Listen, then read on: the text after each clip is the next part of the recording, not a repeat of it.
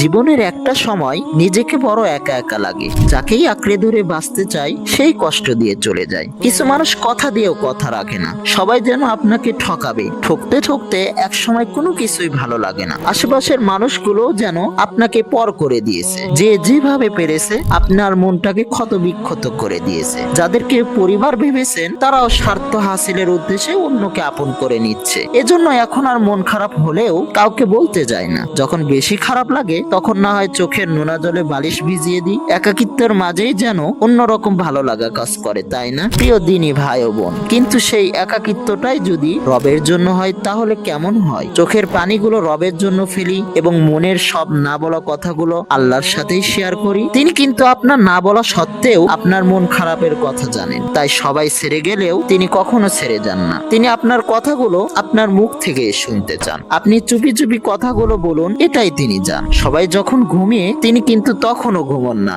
আউযু বিল্লাহি মিনাশ শাইতানির রাজিম। লা তাখুযুহু সিনাতুন ওয়ালা নাউম। তিনি তো নিজেই বলেছেন তাকে তন্দ্রাও স্পর্শ করতে পারে না, নিদ্রাও নয়। প্রিয় দিনী ভাই ও বোন, তাই আমাদের জীবনের এরকম হাজারো সমস্যা, হাজারো একাকিত্বর মুহূর্ত আমরা আল্লাহর সাথে কাটাই, যিনি আপনার জীবনের হাজারো সমস্যা এক নিমিষে দূর করে দিবেন। কারণ রাসূল সাল্লাল্লাহু আলাইহি সাল্লাম বলেছেন, ইয়ানজিলু রাব্বুনা তাবারাকা ওয়া তাআলা কুল্লা লাইলাতিন ইলা সামাঈদ দুনিয়া হিনা ইয়াবকা সুলুসুল লাইলিল আখিরু ইয়াকুলু মাইয়াদউনি ফাআস্তাজিবা লাহু মাইয়াসআলুনি ফাউতিয়াহু মাইয়াস্তাগফিরুনি ফাআগফির লাহু। প্রতি রাতের শেষ তৃতীয়াংশে আমাদের মহান রব দুনিয়ার আকাশে নেমে আসেন এবং বলেন যে আমাকে ডাকবে আমি তার ডাকে সাড়া দেব, যে আমার কাছে চাইবে আমি তাকে তা দান করব, যে আমার কাছে ক্ষমা চাইবে আমি তাকে ক্ষমা করব।